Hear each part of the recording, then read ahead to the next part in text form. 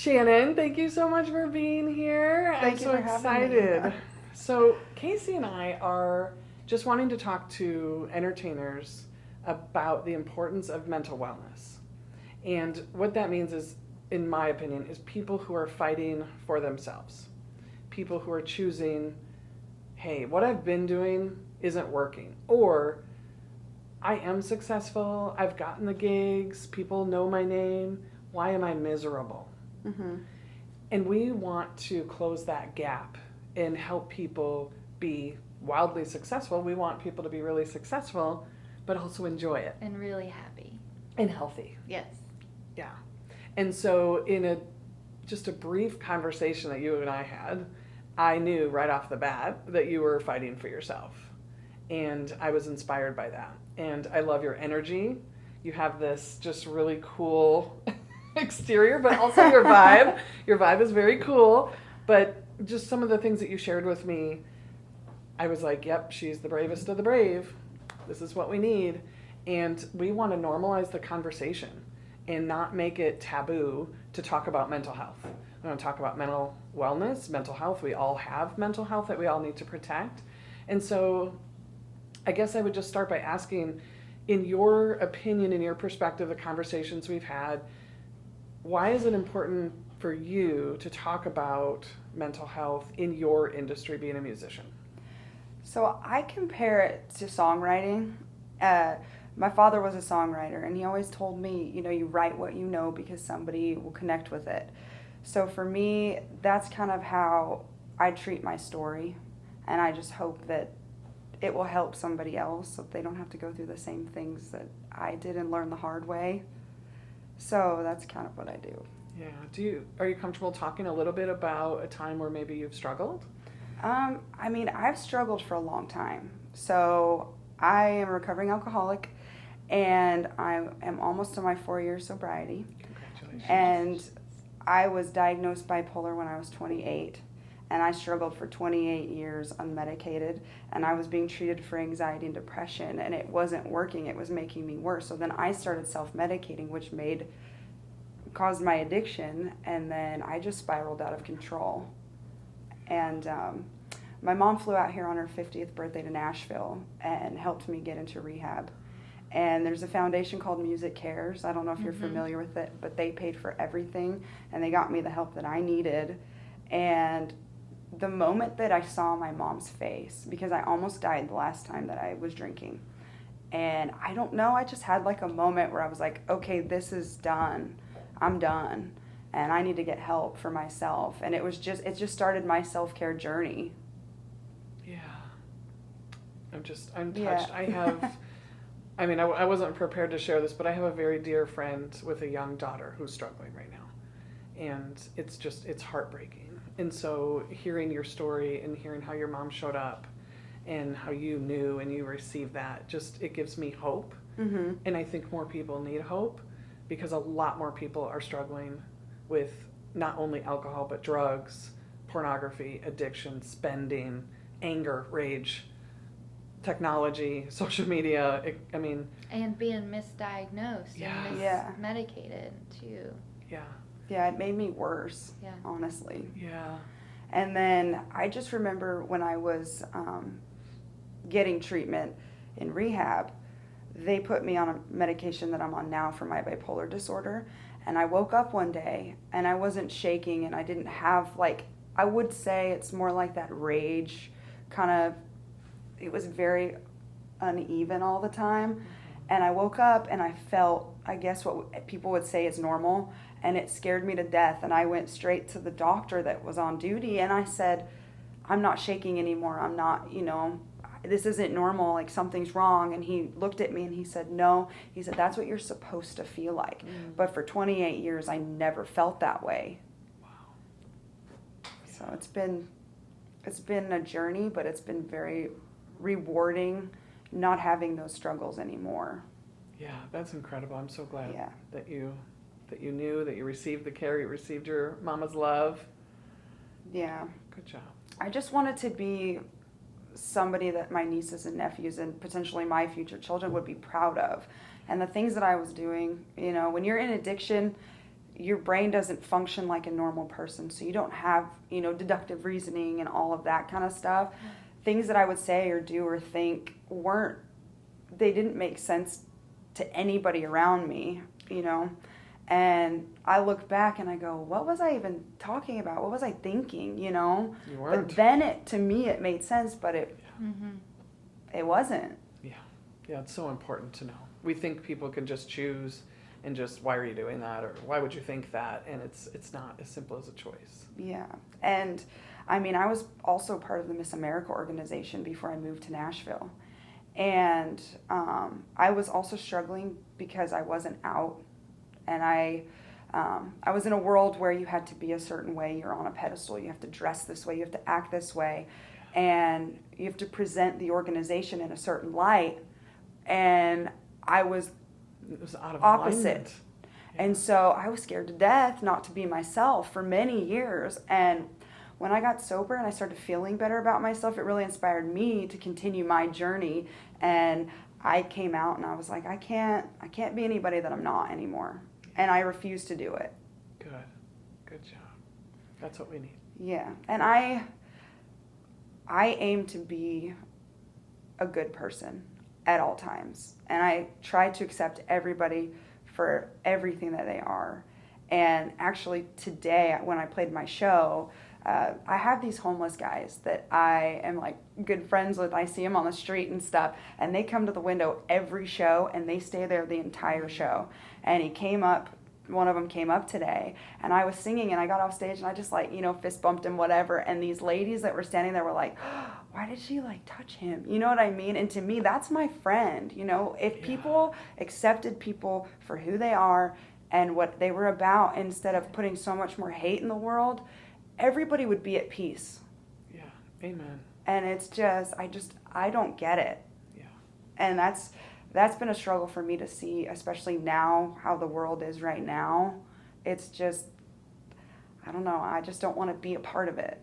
Yeah. Well, that's why we're having these conversations with people like you who have grown and are mentally healthy and on that journey of being well and knowing that it's an ongoing, there's work involved, right? Yes. And so it's so beautiful to hear you talk about, you're aware now. You're so aware, and you know who you don't want to be, and you know who you do want to be. Mm-hmm. And the goal of us having this conversation is to be able to help more people get to where you are now.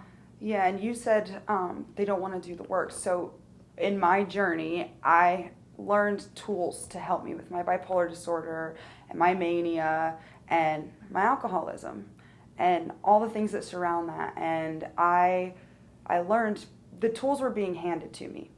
But if you don't apply them, it doesn't work. Nothing works. The Alcoholics Anonymous program doesn't work if you don't work the steps. Right. My mania doesn't work if I don't use the tools that I've learned in therapy. And so I'm excited that this is a conversation so that people can start understanding, you can't just go to therapy and sit there and then leave and then think, okay, it's gone. My problems are gone. It's fixed. And I'm a whole new person. It doesn't work that way. You have to take years of learning triggers and the things that set you off so that you can avoid them. And I know now, and I'm very lucky because I have a really big support system, but I know in certain situations where I'm going to be triggered, and if I do get that way, my partner can look at me and she knows, okay, we need to leave or we need to redirect. And so that's how I get through it. Yeah. Mm-hmm. That's amazing. Yeah, and I also, for me, I got to a point in my addiction where, because I still play music and the alcohol is everywhere, and for me it's like my first love, and it's free and it's accessible. I can have it at any point that I want it. But for me, I have to choose myself. And I got to that, it just was a light bulb moment. 28 years later, I'm like, that I have to choose either music and living or going down the path that I'm going down, and it'll all be taken from me. Everything that I have worked for will be gone. And I started getting to that point where I was about to lose everything, and I got so beyond lucky that I didn't. I love what you said about I have to choose me. We've been talking a lot about that. You know, Cayce does a lot of work with mindset. And I, with my background in therapy and doing, you know, trauma-informed coaching, I will say, like, well, mindset isn't everything. And there's this merge, right, where, like you said, the tools only work if you actually apply them. And like, when you said that, I was even like, okay, and in order to apply the tools, you have to choose to love yourself. Yeah. Exactly. And that is where we have not been taught. We have not been conditioned, and we have been conditioned, again, to go do the thing, to get the success, to be the star, and it'll fix everything. And it's such a lie, because there are too many people who are successful, and they're struggling, and they're almost dying, or they have died.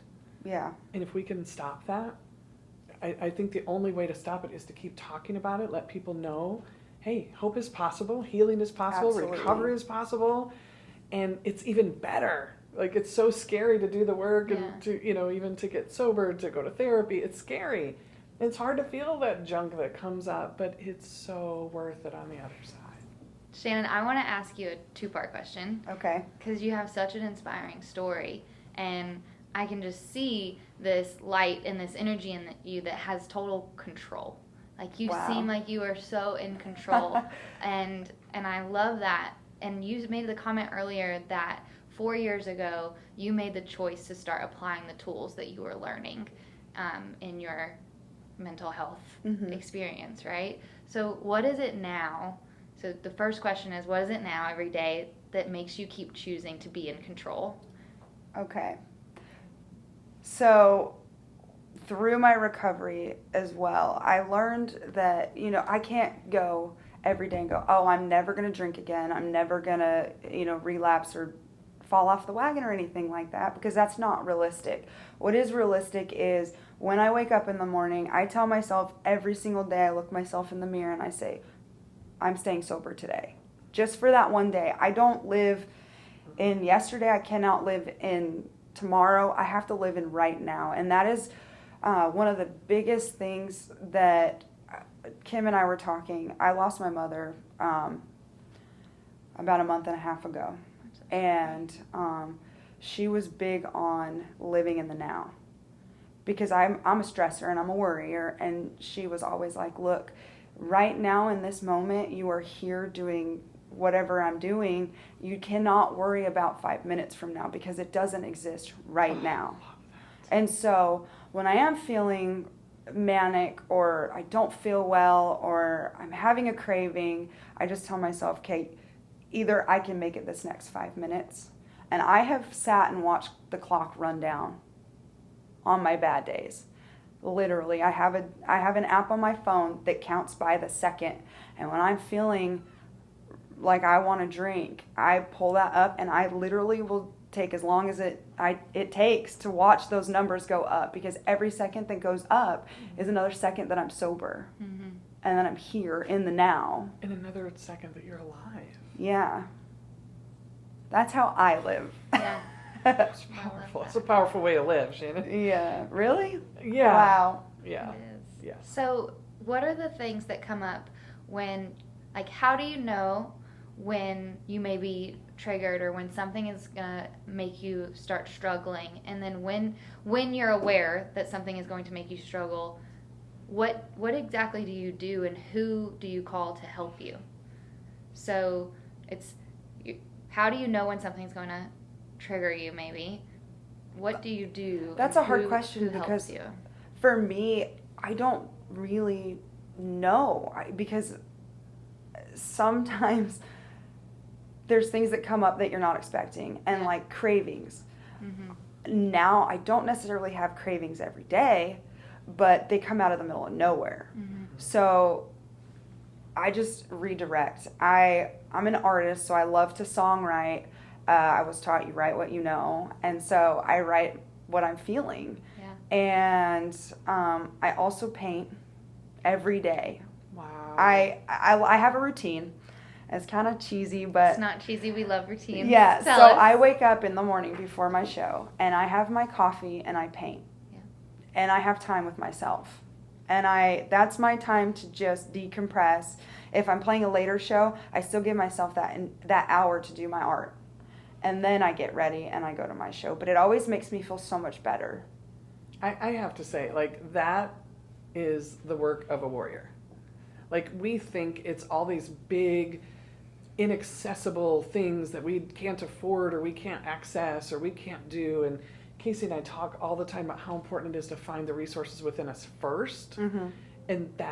And I'm a huge advocate of creativity, and I love to paint, and my son loves to paint, and we're not consistent. I'm inspired. Like, that is the work of a warrior. That's like putting on healthy armor to go out into this really hard, broken world. Good job. Like, yeah, well, man. And like I said, I have an amazing support system. Yeah. And even my bandmates, they don't really drink.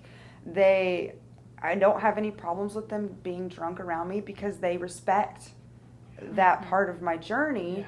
And I mean, my fiance, I have it made. So I literally can come home. When I get home tonight, my paint stuff will be set up for me. Because she knows that it helps me to stay centered and decompress. And she gives me that after space. being out in a hard world. Yeah. So I've just been so incredibly lucky.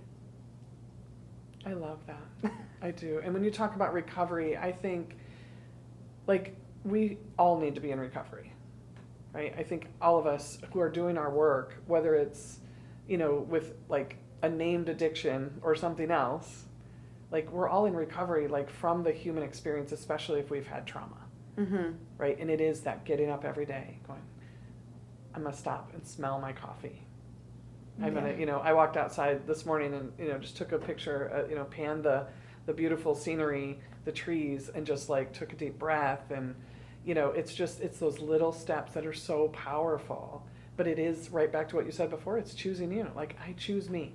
I choose I choose to be sober. I choose to paint. I choose to say no to this thing I don't agree with. Yeah. Or this lane that isn't in alignment with my values. Yeah.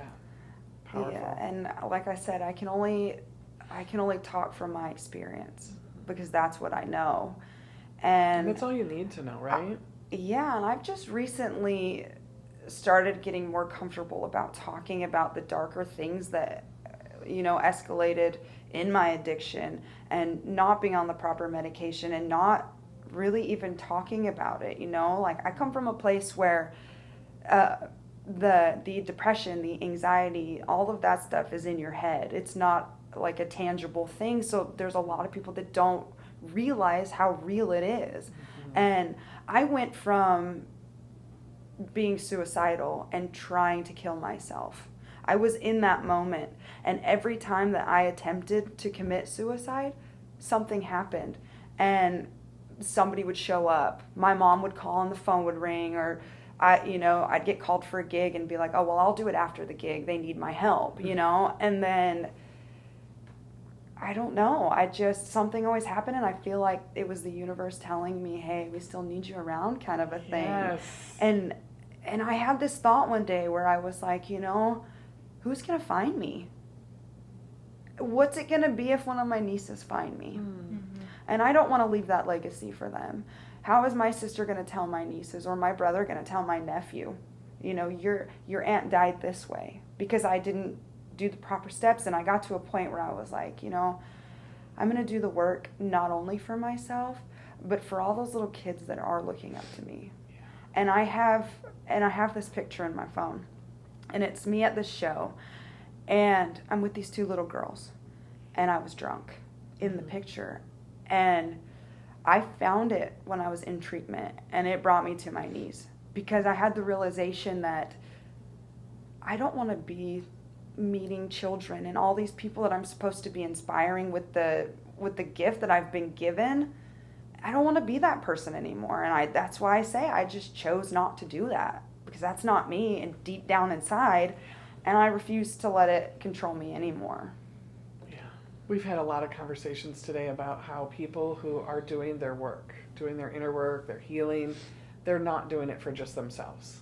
They're doing it to make the world a better place.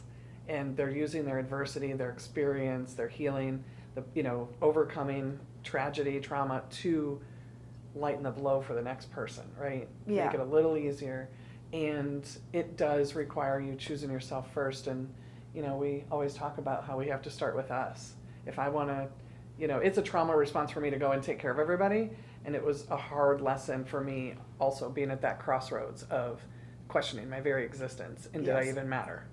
And what's the point? And having to shift and make that choice. But now realizing like I am able to impact so many more lives because I'm taking care of myself, because I'm choosing me. And I'm doing it in a healthy way, not in a trauma response or out of anxiety or fear of rejection, right? It's out of authenticity and it's true generosity, and I see that in you. It's beautiful. Yeah, it's empowering. It's exciting, And I'm just so glad that you guys are actually making it a conversation, because I think it needs to be. I hear all these stories too of all these high school kids committing suicide and all of that stuff, and I think it needs to be talked about more. Because for me, like with my addiction, in those times that I was depressed or didn't feel well, I was going to make that decision, and it's a permanent problem for a temporary situation. Yeah. Shannon, part of what our mission is to ultimately help people live happier and more fulfilled lives, right? Yes. So can you talk to us about, because you started choosing yourself and because you started focusing on your mental wellness and making it a priority, what is something in your life that you are grateful for or that makes you so happy because you are in the mental state that you're in now? Altogether, it's the relationships with people that I have. Bottom line. That is what makes me the most happy in life. And when I struggled with my sexuality, it wasn't easy with my family at first. But the biggest thing that I'm thankful for is that the week before my mom died, I had a conversation with her, and she told me that she was proud of me. And she said that she wanted me to be me and not to be ashamed anymore. And after she passed, you guys are going to make me cry. After she passed, because of being in the pageant industry and being in a world where you're told that being different isn't acceptable, I was talking to my dad because I struggled with even down to what I was going to wear. And because I'm a girl, I can't be masculine. I have to stay in a certain bubble. And it's something, I don't know why, but that it has been my biggest struggle. Even beyond addiction or any of that stuff, it has been being comfortable in my skin and wearing what I want to wear. I don't know why that's a big thing for me. And when I met my fiance, she told me that there's no shame in being myself. And it took me a while, and now I'm to the point, because I am on stage and I have to worry about my appearance and all of that stuff. I got to a point where I'm me, and that's who I want to be, and that's what I want to present. And my dad and I were having a conversation when my mom passed away, and he's never said it to me, but he looked me right in the face, and he said, I want you to be exactly who you are, and I want you to be happy, and I think you're beautiful no matter what you wear or how you look. And to me, my entire life was validated, because when I did come out, it was a shock to them. And I don't come from a place where that's the norm. And I think it was a very big struggle for my parents, because they felt like they lost out on a lot of things that normal parents get with their daughter. And for a long time, I felt like I had robbed them of that. But at the same time, I had to choose myself. And I think they respect me more. And they appreciate that I've been open and honest with them. And my brothers as well. Because it was a long journey. And now we're to a place where we were just talking today that we were talking about how much we loved each other and how we want to stay, in each other's lives and stay as close as possible, like we were when we were younger. It's so powerful, just talking about how much better your relationships can be because you choose to focus on being healthy. Yeah. long term and choosing yourself. I So have to tell work us on about it. Yeah, everybody has to work on it every single day. We all do. We're but in it it's together. so amazing.